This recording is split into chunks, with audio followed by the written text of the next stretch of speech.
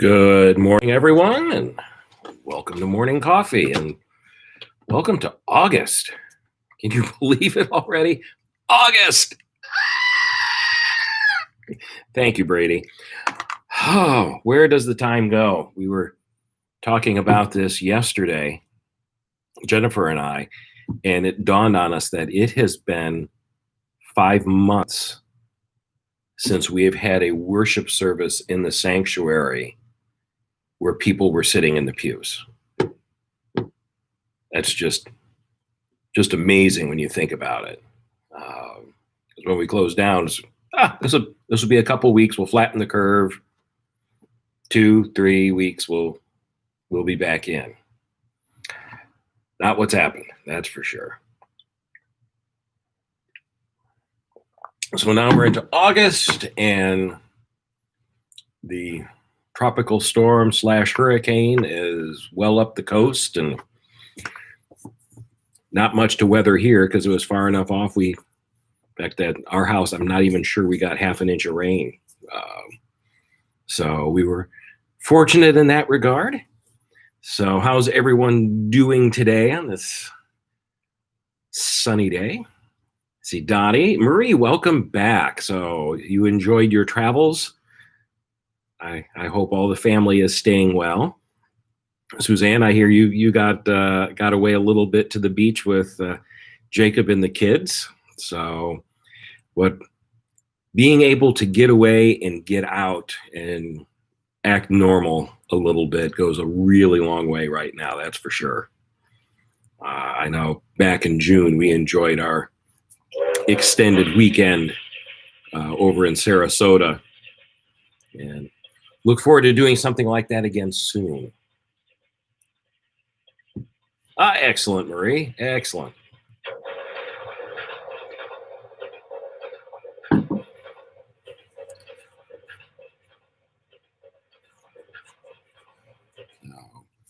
What else been happening?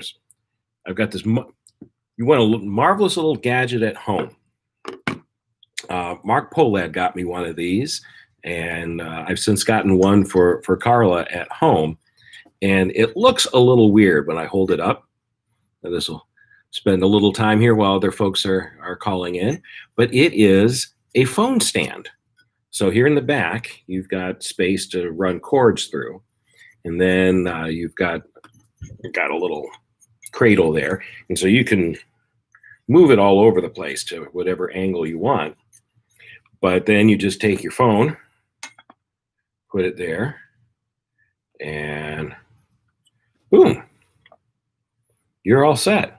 And you can adjust it to whatever angle. And so I can just set it right beside here where my laptop is. And when notifications and text messages pop up, now because I'm a Mac guy, they also pop up here on my laptop.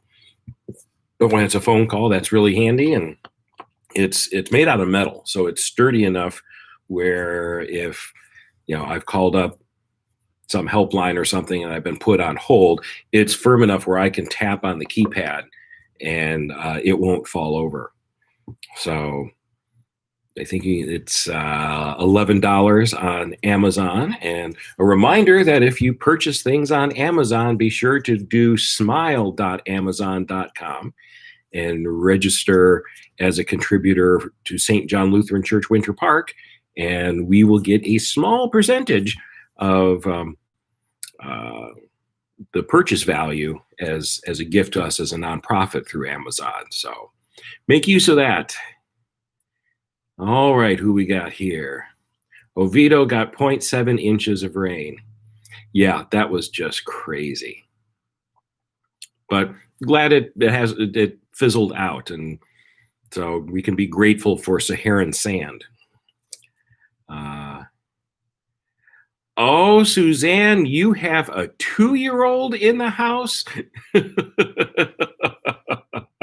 Well, I'm glad you missed it and are enjoying it. So my goodness, I can't imagine that. And yes, Mark was saying that Sunday there were several folks who were celebrating birthdays. Cassie, you were among them, so happy birthday. And Jeffrey, congratulations on the new job. So happy times in the Davidson family.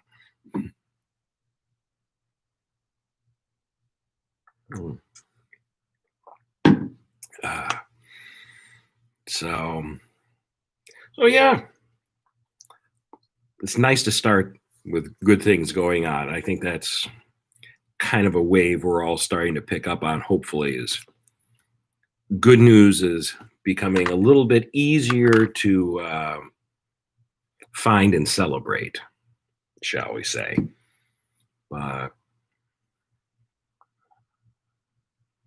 Yes, because, and I'll say a little bit more about this in a bit, but handbell choir is something we will be able to start musically. Hey, good morning, Mariah.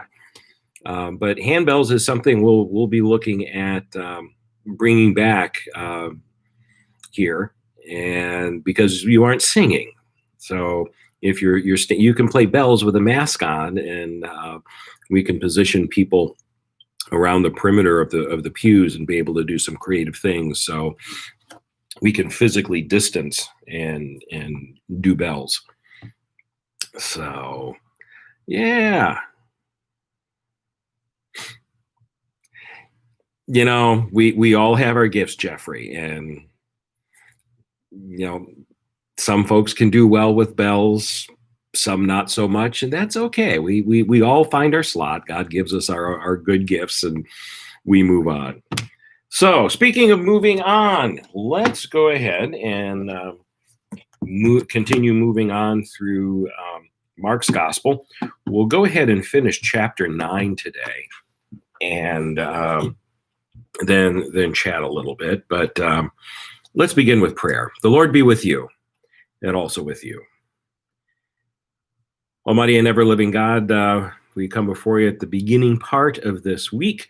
We are grateful that we did not have a hurricane come through. We are grateful that it did not strengthen and has not been capable of great damage.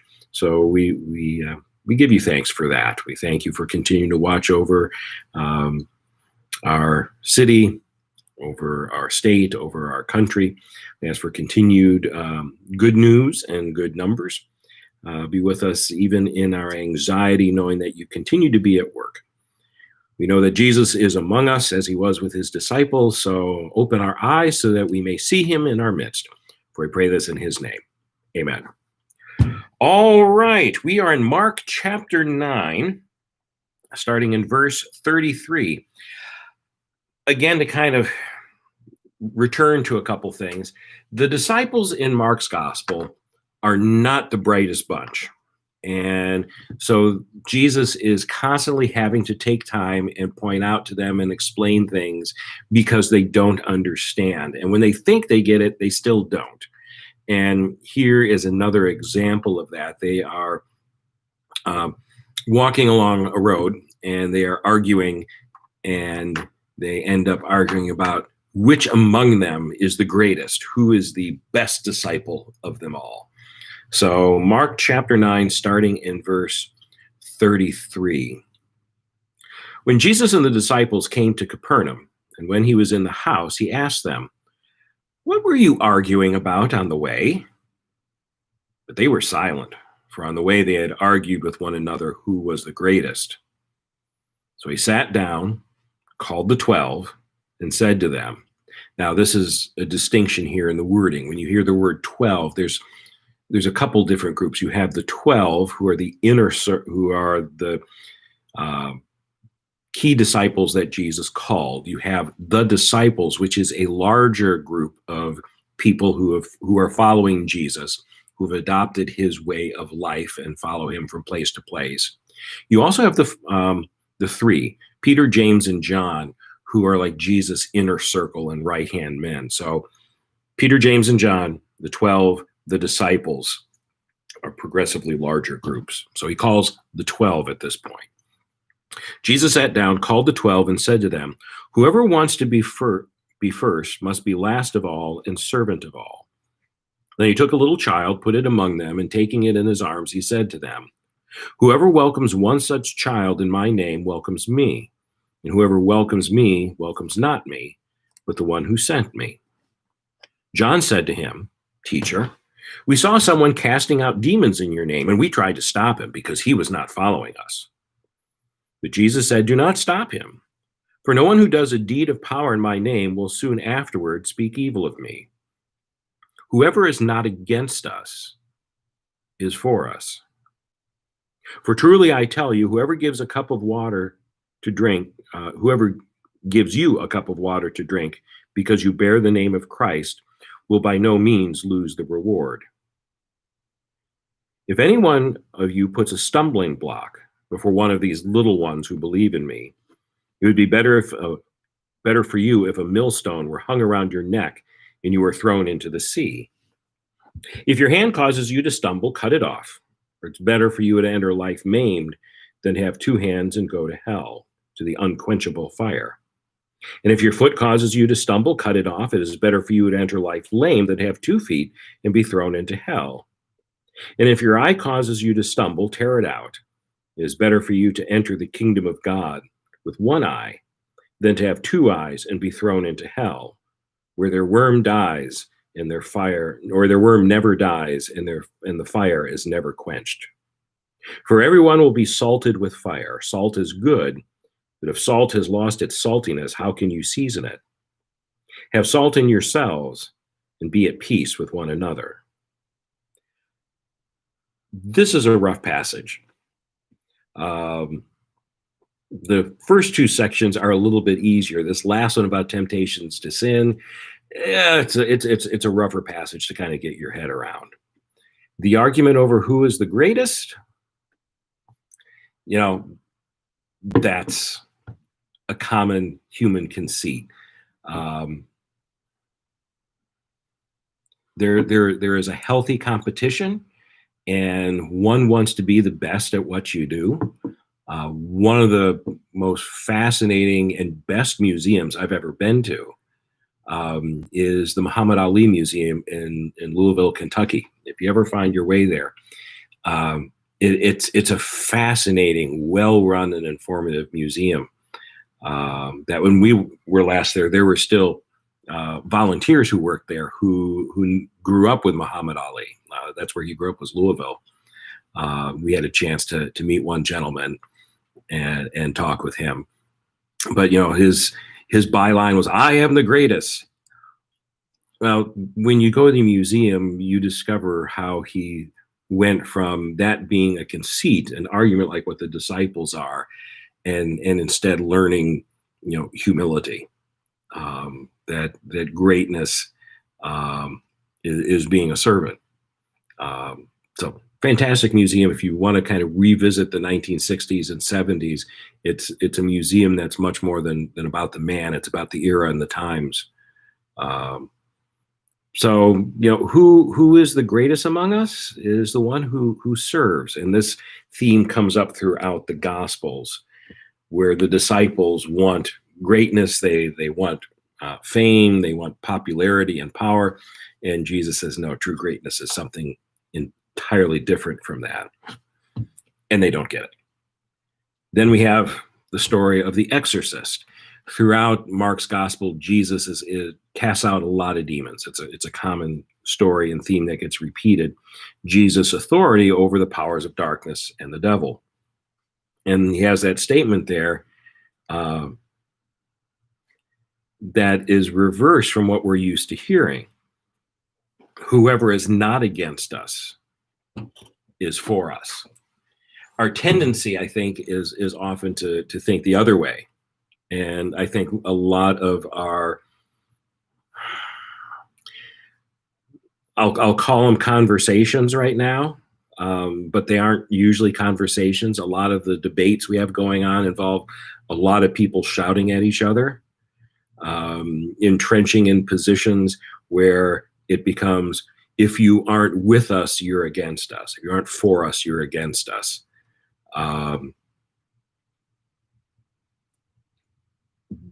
Jesus draws a different line here. Instead of the chosen, the enlightened, the small group that's trying to draw everyone in to be like them, this is something different. If you aren't against us, then you're for us. That's a more expansive look.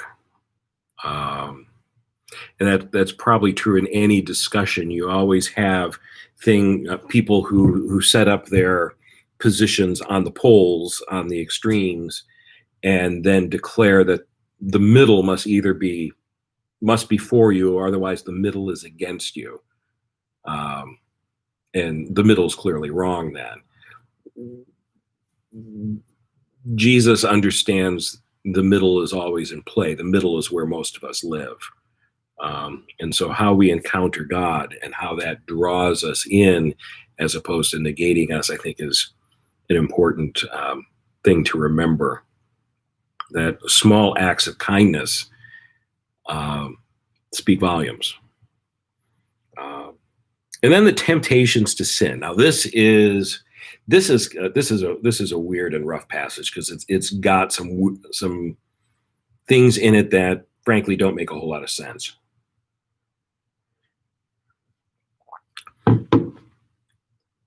The first thing to keep in mind is that the Bible is written and Jesus speaks in a multitude of different forms.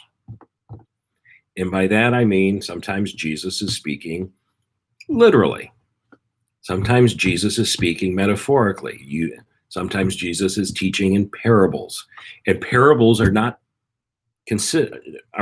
told as stories of real things that happen to real people that you can document. A sower goes out to sow. That's not a specific sower who went out to a specific field. He planted, these seeds, and his servants came. I know all this and this. Jesus is telling a story to make a point, and that's what we have here. There's a marvelous little puppet show. Honestly, it's a puppet show. I believe it was a seminary student. Saw it a number of years ago. It's probably still up there somewhere. And it's two puppet characters who go by the names of Patches and Stumpy. And they use this passage, and they're following Jesus, and Jesus says this, and Patches and Stumpy disappear for a while, then they come back, and Patches is wearing an eye patch and Stumpy is missing a hand, and they come to Jesus and we have followed and we've done everything you said. What do we lack? And Jesus says, go learn what metaphor means.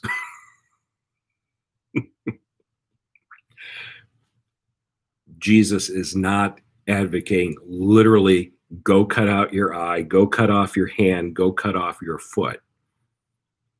Jesus is pointing to the seriousness of how one deals with sin.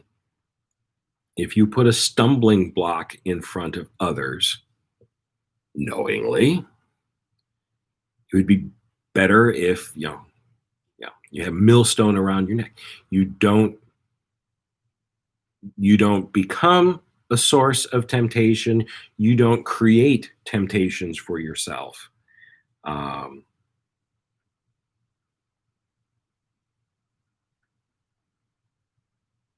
There's also that weird line there at the end.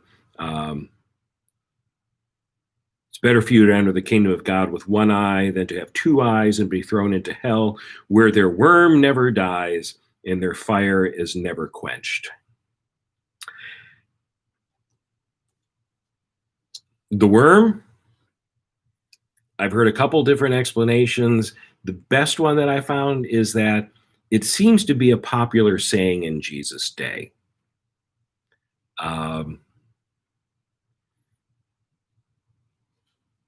You die, you get eaten by worms, your fire is never quenched. It's a way of saying hell is really bad and you don't want to go there. The idea of being salted with fire is not that people are going to be put on fire, but rather we're going to be seasoned by both temptation and persecution as testing. So when these things happen, it shapes who we are and can create a deeper faith. So that's kind of embedded in all this. So have salt in yourselves and be at peace with one another.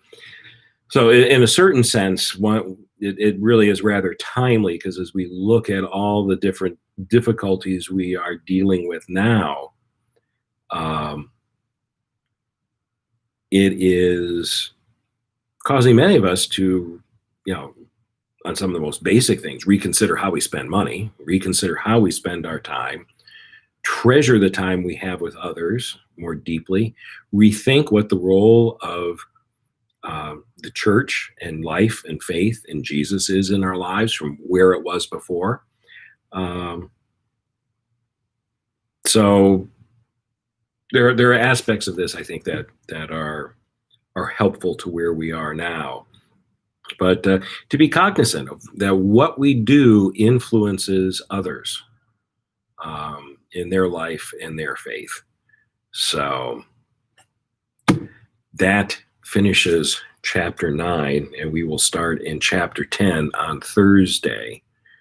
But who is the greatest, and how do our actions cause others to stumble as opposed to lift them up?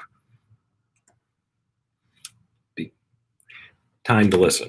So there we go again, reading out of the Here We Stand Study Bible, which is the student version of the Lutheran Study Bible, shared with you before. So looking there, those words were spoken in Star Wars. Wise is Yoda.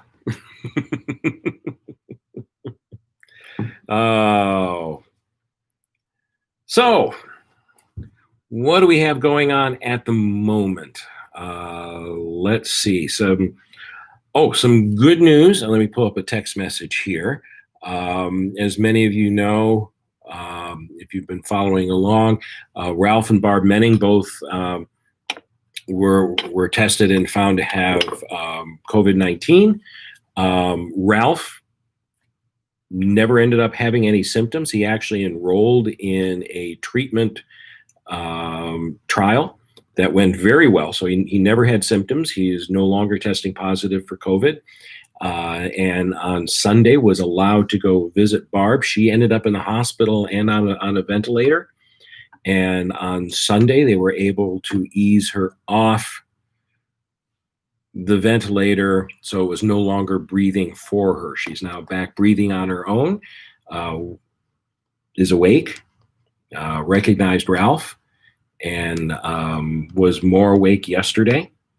So she is making progress. She had remdesivir and some other antibiotic treatments in that, and so she is making positive small steps. Still in ICU, but things are headed in the right direction now. So very, very grateful for that. Our schools here are getting ready to open as well, in line with what the state of Florida is doing.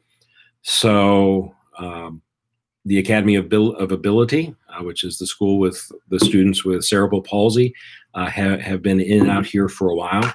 The kids need therapy, but they will be starting classes. Is that the 24th, the same as Orange County?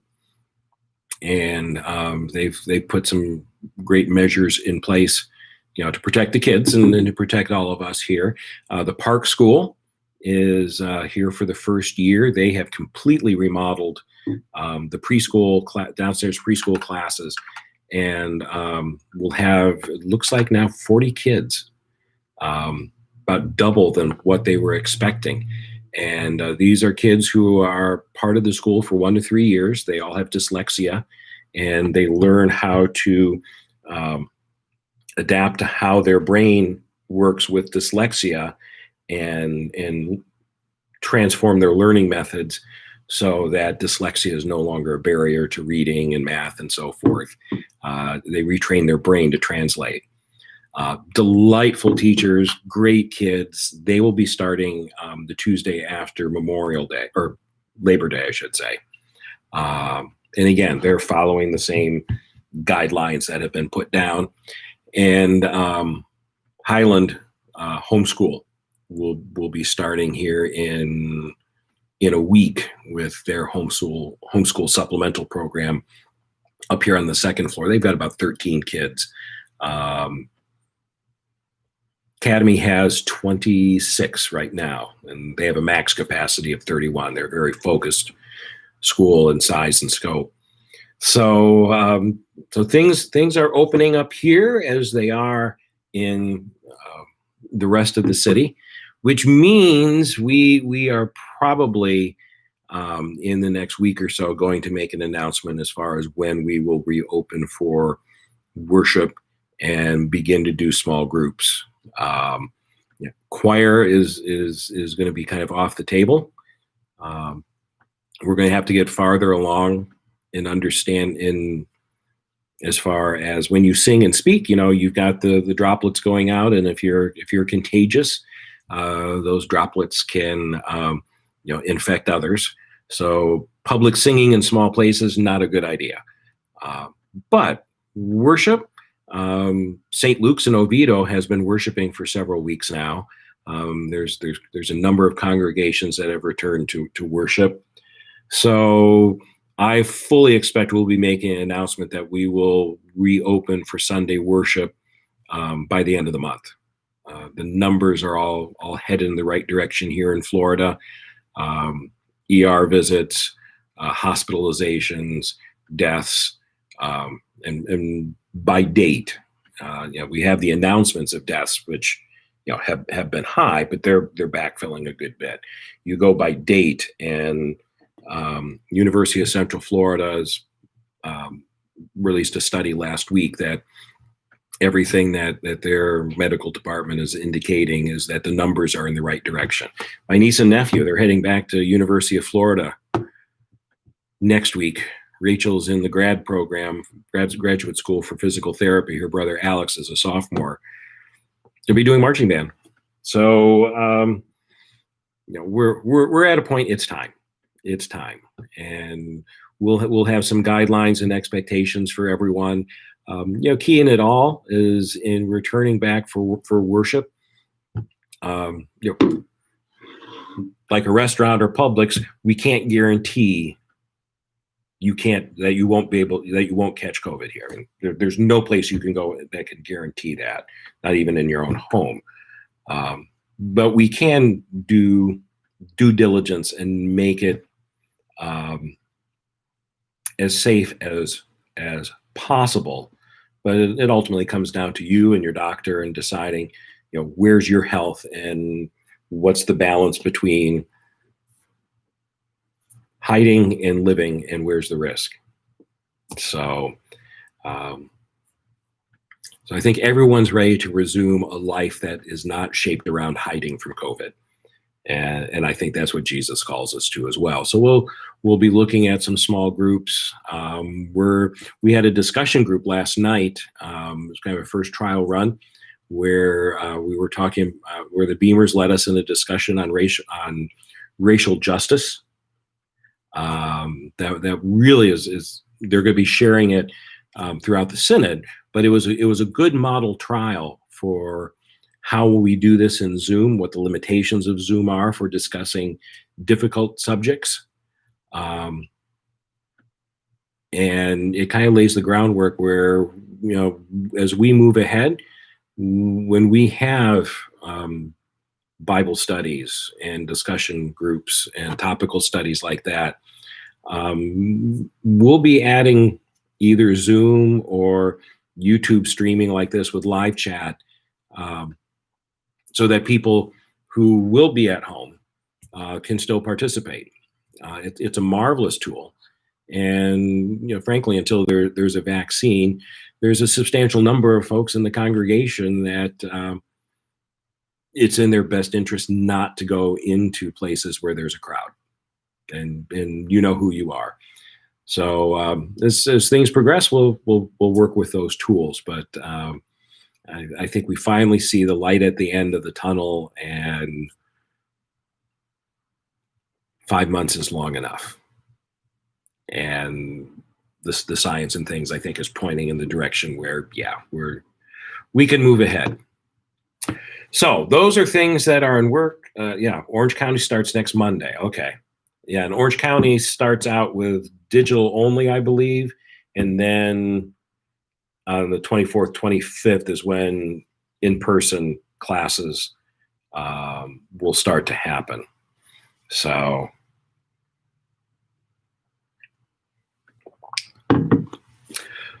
all right, other things happening. Now, it's nice to report good news. So how about good news with you folks? Any questions you have, or good news to share on your side?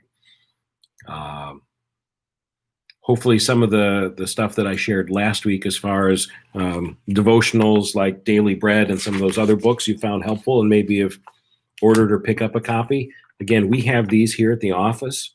So if you would like to come by and pick one up, you can come visit.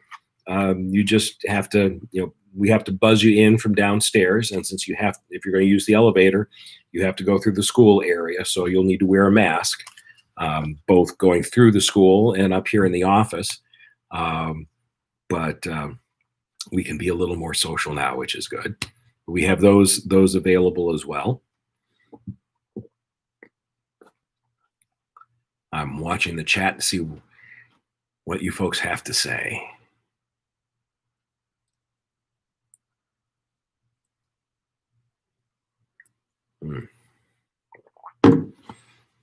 Hazelnut coffee this morning. Definite winner.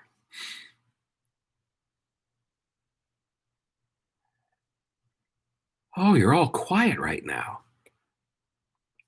Well, life is on autopilot right now. I have no idea what day it is. Oh, Mariah, I think we are all in that boat. Oh, granddaughters having birthdays. That's good. Well, tomorrow night is happy hour, so do be sure to be there for that. Invite other folks to come. We're also in the midst of our stewardship campaign, so watch for the stewardship letters and the encouragement.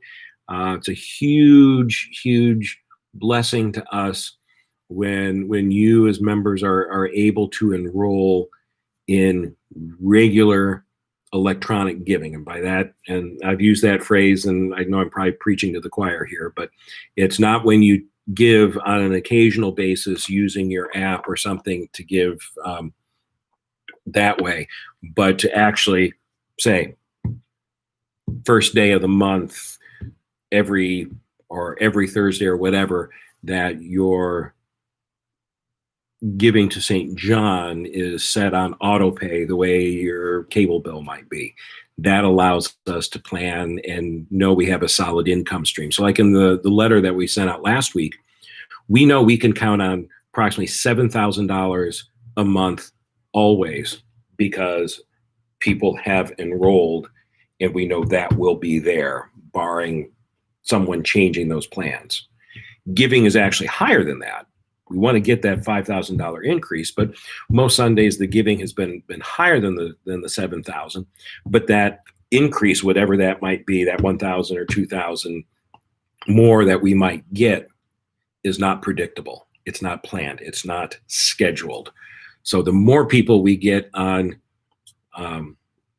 into scheduled giving, again, the better our position is. And so as we erase the deficit with this increased giving between now and the end of the year, what that means is when the deficit is paid off, we now for the next year have that additional income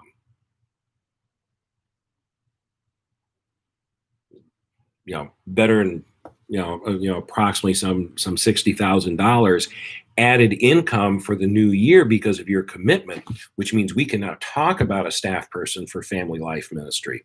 We can talk about expanding in other areas. We can talk about funding ministries in ways. So by stretching ourselves to pay off this deficit, The end result is we put ourselves in a stronger, committed position for next year. So, oh, and there's Ed. Started PT on my knee. Oh boy. Yeah, way to go, Mark. There, Ed Ken. Pastor Tom is on your knee. Yes, I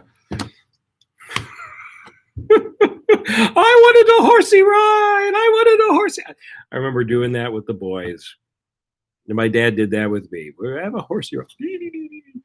Yeah, I think Ed with a new knee and me asking for a horsey ride, that would pretty much undo everything with his new knee.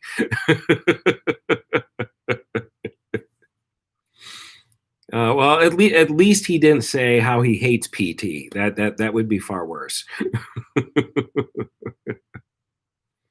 Well, glad you're coming along too, Ed. That is marvelous news all the way around, and given enough PT, we'll see you back up front assisting with worship. So yeah, more good news. Excellent, excellent, excellent.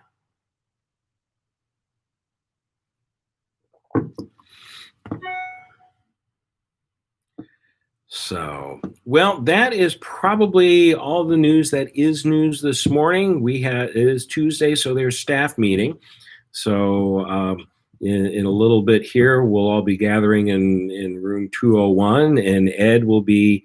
We use a program called Microsoft Teams that allows us to. It's like Microsoft's version of Zoom, but we can share documents and videos and other stuff that way. So Ed will be in his study and joining in with that. So, all right, everyone. Well, it was good chatting with you. We will do Mark chapter 10. And again, I would suggest that with Mark's gospel, we're in chapter 10, which means there's only 6 more chapters to go. Go ahead and read it. Mark is an easy one to read in probably about 2 hours, if no more than that, to read from beginning to end. And it's always best to be able to read through an entire chapter to put things in context. So read ahead chapter 10, and we'll jump into the first part next week. Well, then let's close with the Lord's Prayer, shall we? Our Father, who art in heaven, hallowed be thy name. Thy kingdom come, thy will be done, on earth as it is in heaven. Give us this day our daily bread, and forgive us our trespasses, as we forgive those who trespass against us. And lead us not into temptation, but deliver us from evil. For thine is the kingdom, and the power, and the glory, forever and ever. Amen. Thanks for joining in, and keep coming back.